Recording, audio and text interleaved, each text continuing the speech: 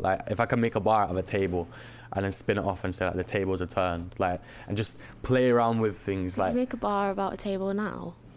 I've got bars about a table, but I can't remember it. But I say something like, you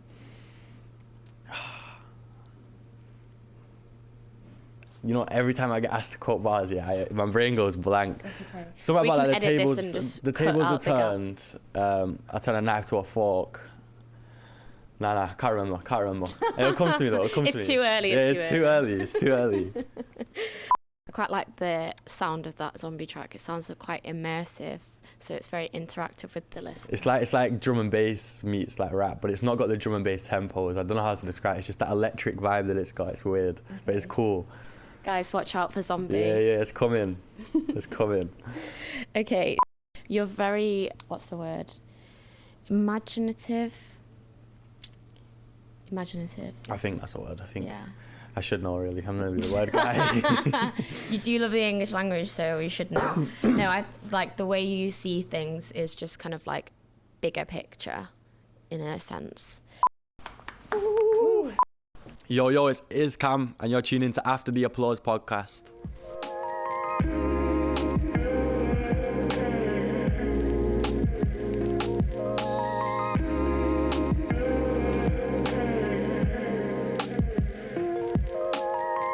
This is After the Applause.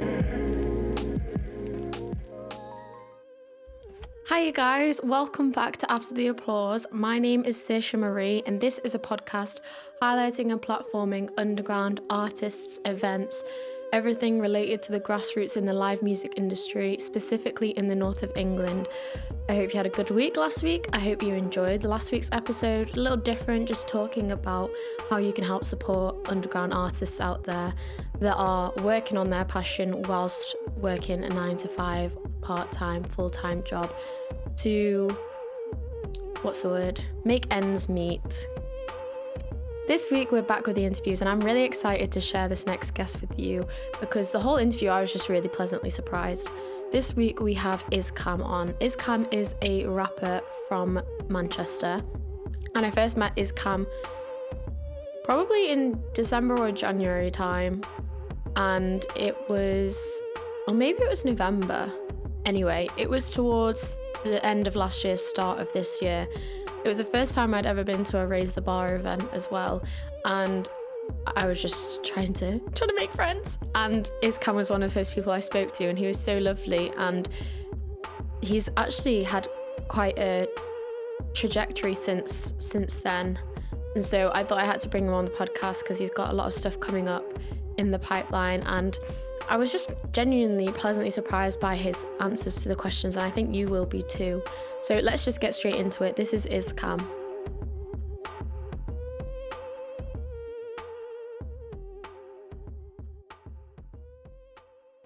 My first question for you is, what was the first gig you ever went to? Is that like performed at or just went to? Went to.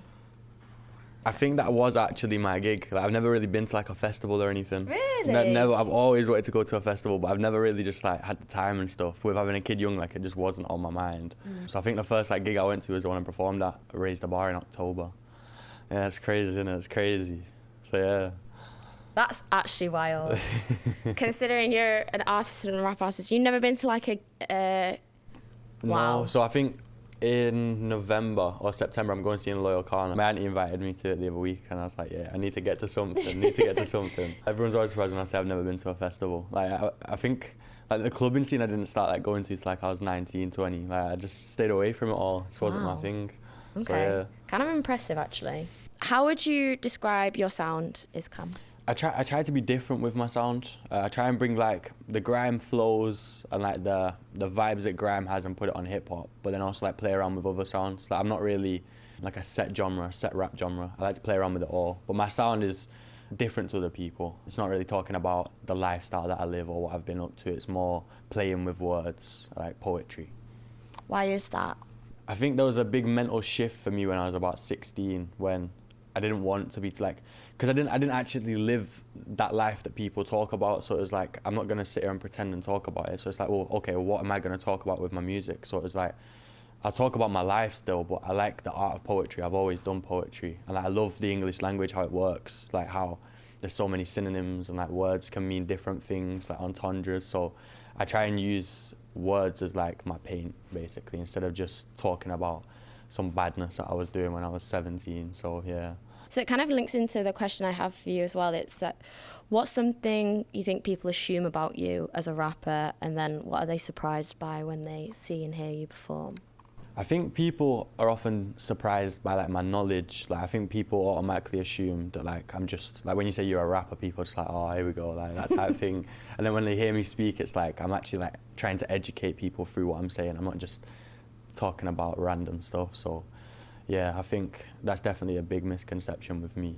That what comes across when I do perform, they probably don't expect it. And I kind of like what you were talking about, the wordplay with the English language. I think that even that answer surprised me about you as an artist, because I mean, a lot of the rap artists I've witnessed in the Manchester scene, they're great, their lyricism's great and their flow's great, but I've never kind of seen them to be particularly passionate about the English language like that, so it's quite interesting. I think what sparked it for me was when I used to listen to hip hop when I was younger. Like obviously you have hip hop that talks about like the dark side of things, but then you have like other hip hop artists which they genuinely do just play with words, and like a lot of hip hop as well, like you know when you get people that spit really fast, it's all about the sound, the percussion of what they're saying. So sometimes they may not even be saying stuff that makes full sense, but it's how it sounds, and then like I say, the metaphors that they're putting in there, just being clever with it, it's just a bit different. But again, that's probably another misconception that people have, is they see me and they think that I'm going to talk about this like gangster stuff, and it's like then when I start spitting, they realise that that's just not the case at all. So yeah, definitely. How long have you actually been rapping for? And then, because obviously I've seen, you said that there was a shift when you were 16, so I'm guessing you've been rapping for a long time, but you only did your first performance in October of last year. I've been rapping since I was about 5 or 6. My dad we used to do like little boys' nights in, and we'd sit there with the computer on and we'd watch like Michael Jackson. And then one day like he put Eminem on, and as a kid I was like, whoa, what is this? And instantly I was like, I want to be a rapper. So then it started like I wasn't writing music at first. It was more of a like I'd learn a rap and then I'd show my dad the rap that I've learned, like you know, like an Eminem rap or something, like No Love by Lil Wayne and Eminem. That was the first one. It's like I knew it word for word, and he used to be like you can swear. So I'd rip it all out. And then in like year 2, year 3, I got like this like maths book from school, and I used to just write like bars in it, and I'd write songs. And I think the first song that I wrote was for like this girl that I was like obviously liking at that time. And I just found a love for it straight away. And then going forward, probably when I was about 11, 12, because I spent a big like portion of my younger childhood where I stopped writing and I kind of just left it. I got back into it in high school, and that's when I started like rapping about badness, like starting thinking I was something, that type thing. And then, like I said, I had that shift when I was about 16. Once I started leaving school, and I was like, right, I want to be marketable. I want people to be able to look at me and not just think I'm trying to be something. I'm trying to show something. When did you find that confidence to put yourself out there? My friend, Alien Vert, he went to college with me. So when I left school, I went to college, a college called BIM in Manchester, like a music college. And through there, like I made contacts, but he was like my closest. And then obviously I had a kid, so I had to drop out of college, get on with life. And like 2-3 years later, I saw that he was doing all these underground shows, and I was like, I really want to be part of that, like, because writing raps in your bedroom is all good, but it can be quite deflating when you're seeing people actually doing stuff. So I was like, I want to be part of this. So I messaged him and I was like, how do you get into these events? Like, what do you do? And he put me on with Raise the Bar. And then I think I spent like 2 months watching Raise the Bar, like, you know, like trying to build up the confidence to go in and be like, yeah, I want to do this. And as soon as I built the confidence to do so by just basically sitting in my room, pretending to perform, like pretending I was on stage performing, I just messaged them straight away, hit them up, sent my audition in, and then literally the next month I was on the stage. It was a great experience though, and I think that one experience in itself, it opened so many doors, like instantly. 2 months later I was on with AG, and then I did a Next Gen performance, and now I've just got a taste for it. It's like, that's all I want to do now, you know what I mean? Yeah, to be fair, after I saw the videos of you on the AG online page, then I saw you doing loads of performances, like performance after performance, which is really good. Yeah, definitely. Also, you said there that you've actually been thinking about how to market yourself since you were 16. So you've been really like thinking about this deeply as a career 100%. For a while. Yeah. Like, although you're putting yourself out there more and you're getting more exposure now and you're getting recognised from this exposure, you've actually been processing this and you know, hadn't like researching, analysing this for a long time? Yeah, so the reason I thought like that, so I was rapping before it was like the thing. Like I remember in high school, like everyone started rapping, like all of a sudden everyone was like, oh, I'm going to be a rapper. And it was like I was rapping before like it was the trend. So then when everyone started being a rapper and started talking about all this mad stuff on drill music, like my first thought was like, is this marketable? Like, is this something that like if you went to an A&R or someone, like, are they going to be able to market this? And back then, like you didn't have like Digga D and like these big artists. So it was like, I was looking at it for what it was. And my thought then was just like, I just don't see how like you could be on the radio talking about this stuff. That's not a thing. And it isn't a thing. Like even drill artists now, if they get on the radio, like they're not talking about that. They've switched it up and they're doing something mainstream. So yeah, definitely like I had to change it up from early because I knew it wasn't going to be something that would get me far if I was talking about that stuff. Since performing at Raise the Bar, you've obviously seen a lot of what's going on in the underground music scene in Manchester. Yeah. What do you think about the community in Manchester? I think it's beautiful. I think it's absolutely amazing. I can't speak for other cities, but like what Manchester has going on is very special. There's a lot of people that have like true hope for people. There's no want of anyone. They just want to help, like Raise the Bar, like Next Gen. Loads of people, Savage, they just want to help people and that is their main goal. And everyone's working together at the moment, which I like. It brings unity. I definitely see with a lot of other cities that everyone's trying to be the best themselves and do that. But when everyone works together, it brings a different strength. So I think it's beautiful, the community. So you did DJ AG when he came to Manchester. He was on Market Street. Yeah. One of the videos that you were in actually got over 20k views, which is pretty big. Definitely. How did that opportunity come about for you? I was literally at home and DAce messaged me and he was like, this is going on in Manchester. And at first, like, I was umming and ahhing, like, do I go down? Like, I always do it. But I was like, you know what, I may as well just do it. Like, what I forgot to lose. And at that time, I just released Let Me Talk on my Instagram page, which is like a deep song about myself. And everyone was telling me that I should do that. So I was like, okay. So literally got it on my USB and the next day got there, turned up. I think I was like one of the first people there along with like S and that. And we just got there, shelled it down and it was a great experience. Got like a lot of traction as well on TikTok. I think I got like 150 followers just off doing that one thing. Yeah, it was just pretty good. It was insane. And I think it gave me a lot of confidence going into my next performances as well because that was my second performance after Raise the Bar. And it was a different like dynamic out on the street, like with people around that aren't really in the community. Because I say this a lot, I feel like because we have such like loving, like caring community, when you perform, it's a whole different thing to if you're performing in front of like 100 people you don't even know. Because like, you know what everyone thinks of you in the community. So yeah, it's definitely a different experience to normal performances. So how do you handle your mindset for those sorts of performances when you're around people that maybe don't really know you and in terms don't of have the support? like nerves? Just generally, like, because I can imagine, like you said, having that community, you know how they all feel about you. They know, if they support you or not, whatever. Being around a bunch of strangers, 100 strangers, you don't know if they're going to support you, if they're going to love you, if they're going to hate you. So how do you kind of conquer the nerves and just how do you handle your mindset going into a performance? Well, I think so when I did my first performance, I went into it with like quite stiff energy, like trying to compose myself. And it worked like to an extent, but I realized quickly that like my personality is what sells. Like if someone went on stage with the same skill set and like flows and everything that I have and was like had no personality, they wouldn't get as far as like someone that had the exact same skill set with like maximum personality, because that's what people love, the personality, and they stay for what you've got, but they don't come for what you've got. But my mindset, like I always, if it's in front of new people, I'll always try and get the crowd to engage. So like I'll go up and be like, when I say, oh, and you say 6-1, like that type of thing, just get them to engage, because automatically if they're talking to someone, like they'll automatically engage and then they're listening. And just like, show my personality to the max, like push it straight on them so they've got no choice but to like be wondering what's going on. That's the best thing. And then in like community, like I just kind of buzz off everyone and like speak to people that I know, tell them like little hints like what's going to happen, what songs I've got going on, get them all excited. So it's two different dynamics and there's definitely two ways to handle it. Do you have like a little catchphrase or like a phrase that you say whenever you're performing, or you're singing? So I have a few. I've got like my main ad lib is like, so I always go like, and then I've got the most hated underrated that was ever created. I've got a few more, but my brain's not giving them me right now. The most hated underrated that was ever created.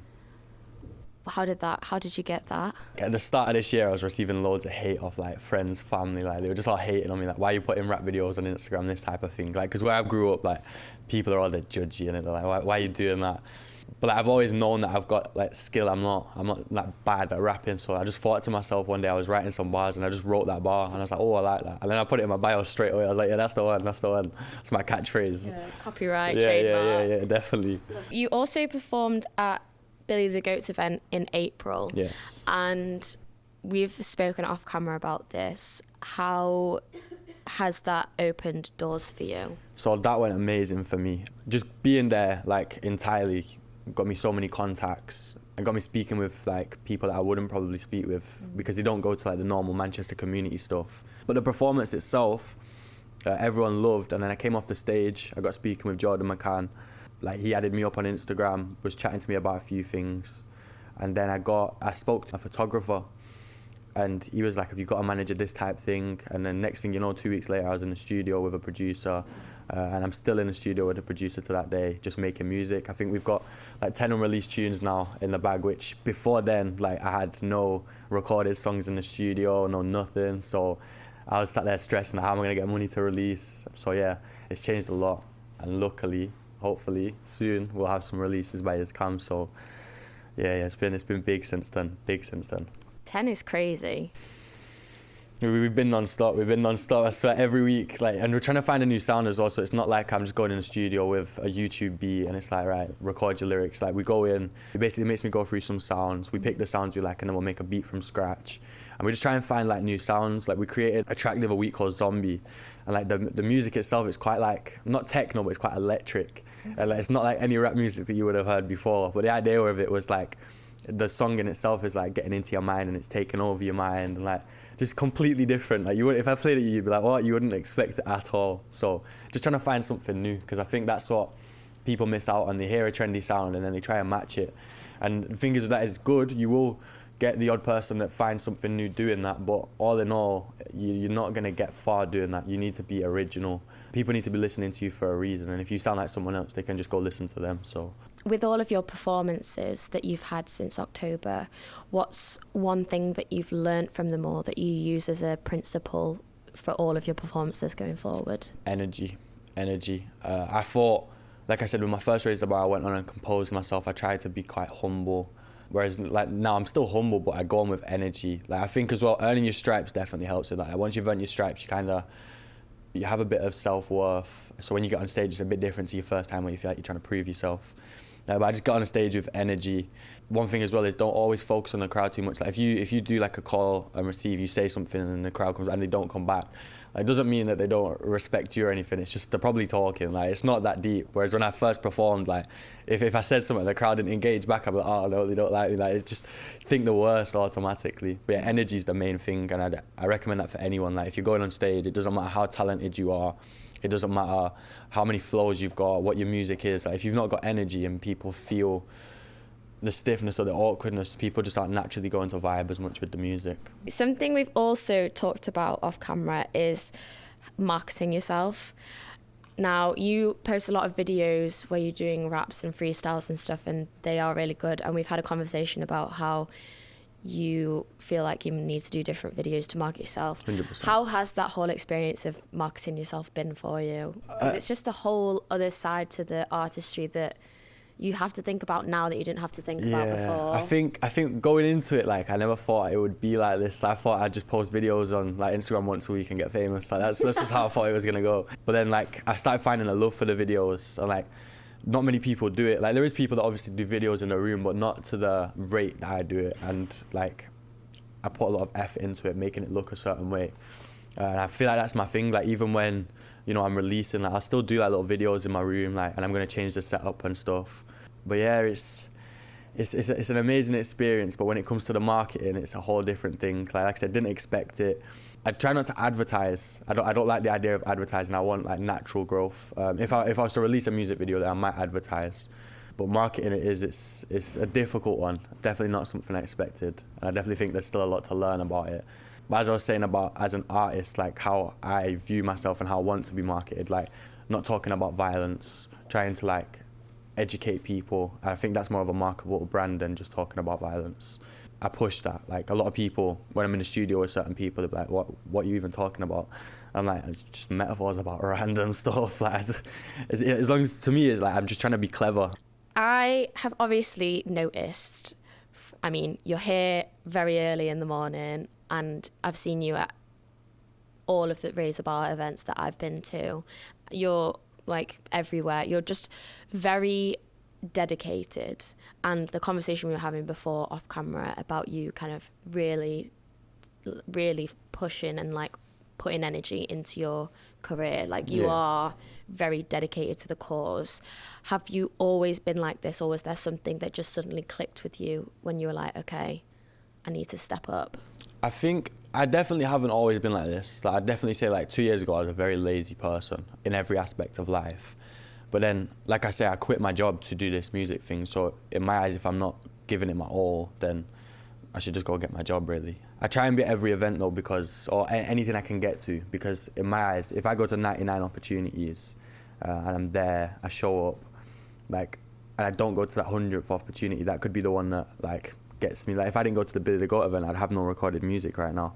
So it's like, and I've noticed that every event I go to, there's always a connection that I make. There's always something that I get out of that event that benefits me later on. So it's like, when you see the proof in the pudding, when you see that every event actually counts, it's like you don't want to miss it, because it's like, well, what if I miss this? What if I miss that? And also, I feel like there's this looming like need to be relevant, like, if I'm honest with myself. So like, if I don't go to an event, like, will people forget about me? Like, that type of thing. So I always want to be there, show face. To me, I always turn up, even if I can only give 1%, I always turn up, show face, because if I'm there, I can't miss something. But I'd rather turn up and give 1% and not be there at all. That's interesting. Interesting outlook on it. I think I get it, but sometimes do you think that like if you did just take like one event just to rest, and then you could turn up 100% to the next one? Well, I feel like when I say 1%, I don't necessarily mean effort-wise. I just mean like, say I'm not feeling the event, like, I'll still show face just in case, because something could go down. But like I said, I don't work, so if I'm not at an event, I'm only like writing music or chilling anyway. So it's like, I've got the time to chill, if that makes sense. Okay. If I was working, it'd be a different thing. I probably would have missed the events. So what's one thing or one message that you want people to get from IZCAM? To break the norm and the molds. Like, I don't want people feeling like they have to be a certain way to do certain things. Like with rapping, like, I just try and be me to myself. I don't care what people think. Like, you get people saying, oh, why are you trying to be this? Why are you trying to be black? Why are you trying to... And I'm like, I don't care. I'm just doing what I want to do. Like, if I want to wear this, I'll wear this. If I want to say this, I'll say this. Like, freedom of speech is something that I push as well. Like, you have a right to say how you feel, no matter what the circumstance. So that's what my like main motive is behind my music. And like I say as well, is you don't have to be rapping about serious stuff. Like, rap is just poetry at the end of the day, just in a musical format, in a way that sounds nice to the ear. So, you know, poetry doesn't have to be about like all this crazy stuff. It can be about like fun stuff. It can be about clever things. It can be about, like, I wrote a train poem, like, because why not? Like, there's metaphors in it. So like, my track of thought derails, like, I'm only going one way, never go back. Like, just that you can put so many metaphors into it. So I just like playing around with words, like I said before. So yeah, just don't take life too seriously with my music. Just speaking about trains there, I was having this conversation with another artist the other day. Where are you when you get like the most inspiration for lyrics? Are you traveling? Are you at home? Are you on a train? Are you in a car? I'd actually say, well, there's two. One would be listening to music. I think when I listen to music, it gives me like a different view on life, because everyone has like, that's why everyone's music's different, because everyone lives a different life experience. So when I write music, like, there's words that I won't think of because I don't use them in daily life. There's scenarios I won't think of because I've not been in them. So when you listen to music, like, you get put in other people's scenarios, which like inspires me, because like, I've not been there, I've not done that. But as for a place, I'd probably say walking around Manchester. Like, when I walk around Manchester and I look at like the tall buildings, all the people doing their thing, like, it makes me think like I'm part of something bigger than me as well. So that inspires me in itself.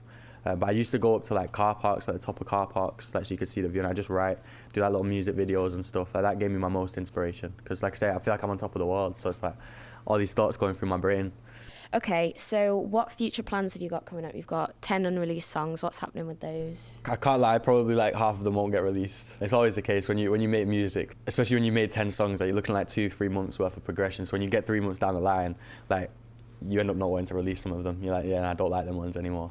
But definitely some of them will get released. My future plans though, slightly away from the releasing side of things, is I want to build like a group of people. Like I said before, I feel like in collectives we're much more powerful than just one person. Like if you've got a group of 5 people that all do music and you're together all the time, you're only going to be motivating each other, you're only going to be helping each other. So that's something that I've been planning to do, is like get a group of people.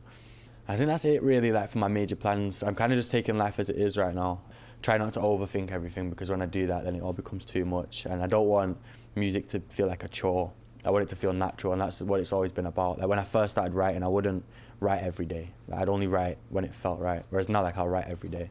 People loved what they've heard about you today. They loved all your answers. They want to hear more about you, keep up to date with what you're doing. How can they keep in contact with you? _IZCAM, IZCAM on all socials.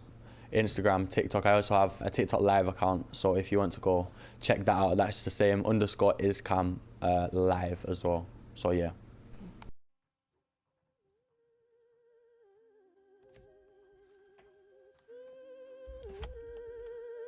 Before I start, can I just say, I always write so many notes to talk about the guests with you after the interview, and I never have enough time to talk about all of them because I try and keep the episodes to around 30 minutes.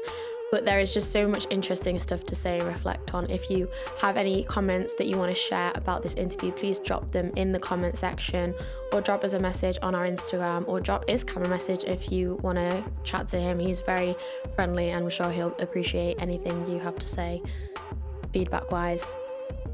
Genuinely, so many of IZCAM's answers to the questions just really surprised me in the best way possible. He has this affinity for the English language that really shows within his passion for music and creating music. And even when we were about to recording the interview, he was just sat there waiting and like practicing his lyrics whilst he was waiting, whilst I was setting everything up.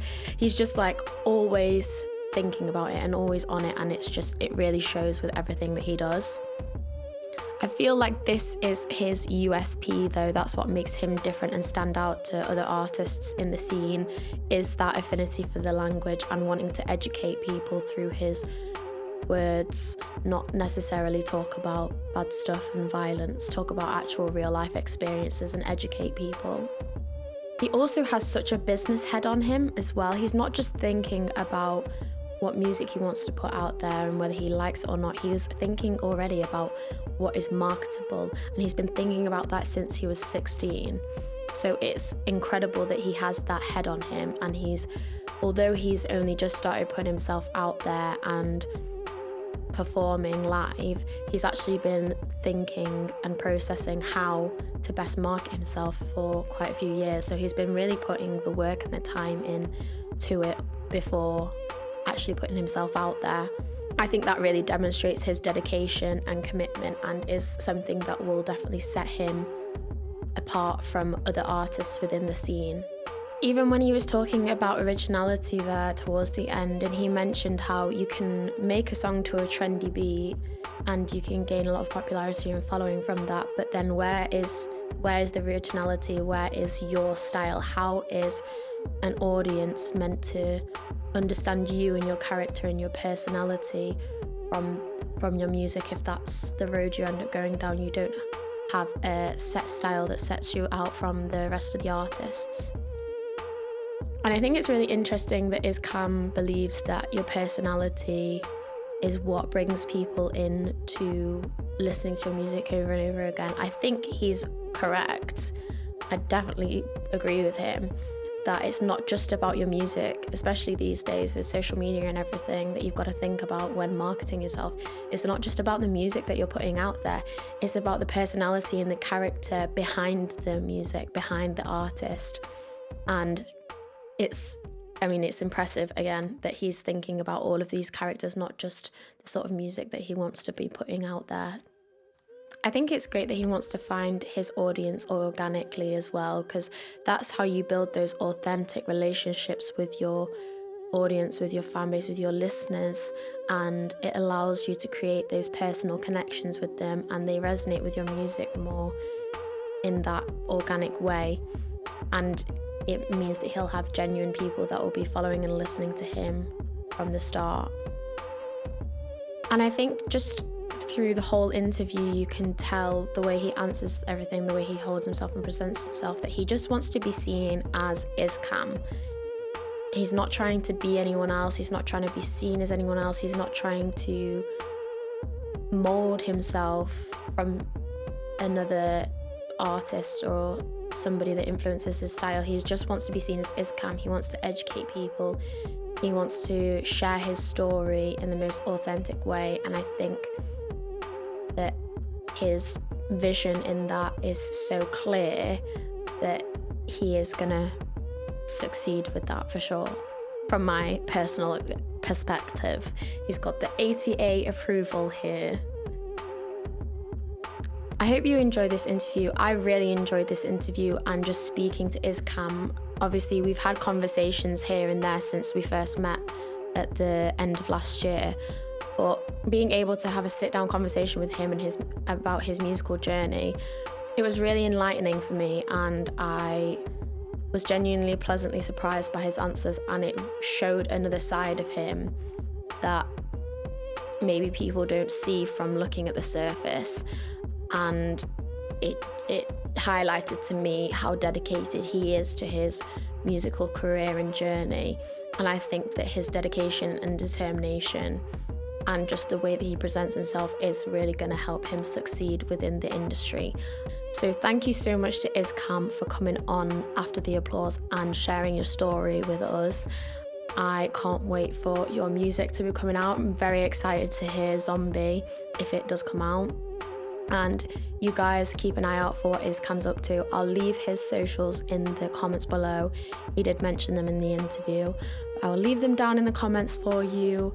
And yeah, I hope you all have a great week. I hope you all... I don't know what I hope you all do, but I just hope you all have a great week. And I'll see you all next week on After the Applause.